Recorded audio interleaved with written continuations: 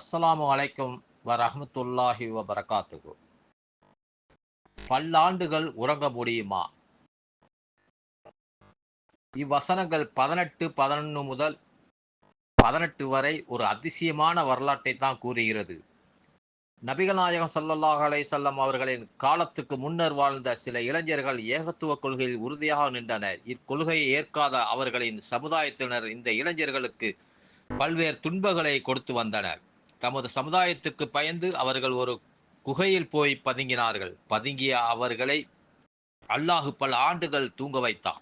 அந்த கால தலைமுறையினர் அழிந்த பின்னர் அவர்களை அல்லாஹு எழுப்பினான் என்பதுதான் அந்த வரலாறு. பல ஆண்டுகள் மனிதர்களால் உறங்க இயலுமா என்ற சந்தேகம் முஸ்லிம் அல்லாதவர்களுக்கு என்றால் ஏற்படலாம்.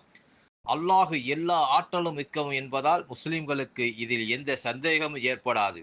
அதிசயமான எந்த வரலாற்றை கூறினாலும் அது உண்மைதான் என்று சான்றுகளை உள்ளடங்கிய எந்த சந்தேகமும் ஏற்படாது. அதிசயமான எந்த வரலாற்றை கூறினாலும் அது உண்மைதான் என்று நம்புவதற்குரிய சான்றுகளை உள்ளடக்கியே அல்லாஹ் பேசுவான்.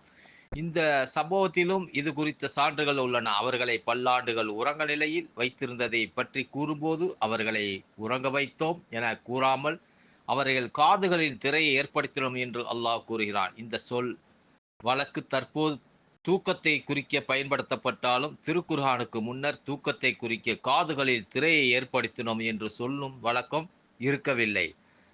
அத்-தஹ்ரீர் வத்தன்வீர் என்ற நூலில் அதன் ஆசிரியர் பிற்கால இலக்கியங்களில் இந்த சொல் வழக்கு தூக்கத்தை குறிக்க பயன்படுத்தப்பட்டாலும் திருக்குர்ஆனுக்கு முன்னர் இந்த சொல் வழக்கு பயன்பாட்டில் இருக்கவில்லை என்று கூறுகிறார். வழக்கத்தில் இல்லாத இந்த சொல் வழக்கை இறைவன் ஏன் பயன்படுத்த வேண்டும்? மனிதன் உறங்கும்போது கண்களில் இயக்கம் நின்றுவிடும். ஆனால் சிறு சத்தம் கேட்டாலும் அவன் விழித்து விடுவான்.